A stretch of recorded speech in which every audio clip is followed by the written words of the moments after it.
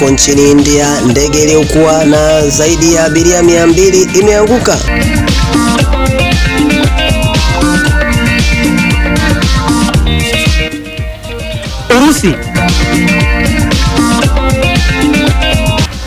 Urusi imeshambulia mji wa Kindi kwa droni na kuua watu 3 huku wengine 29 wakijeruhiwa, wakiwemo watoto 7.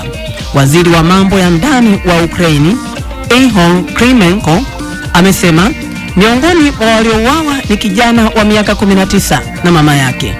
Droni hizo zilisababisha moto katika majengo mawili ya makazi na waokoaji wakiokoa wakazi kutoka majengo ya ghorofa 9 na 16.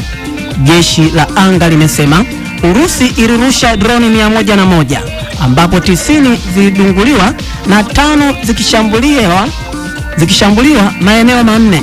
Shambulio hilo limefuata mashambulizi makubwa ya makombora siku moja kabla ambapo watu 4 waliuawa, hali iliyomfanya rais wa Ukraine Zelensky kutoa wito wa msaada zaidi wa ulinzi wa anga kutoka mataifa ya magharibi. Wakati huo huo, Ukraine pia inaendelea kushambulia ndani ya ardhi ya Urusi. Imefanya milipuko na mashambulizi ya drone katika maeneo ya karibu na Moscow.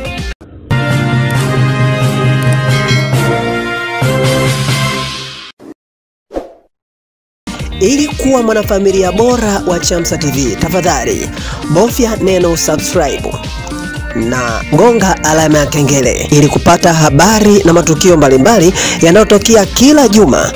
Chamsa TV, daima tunakujali.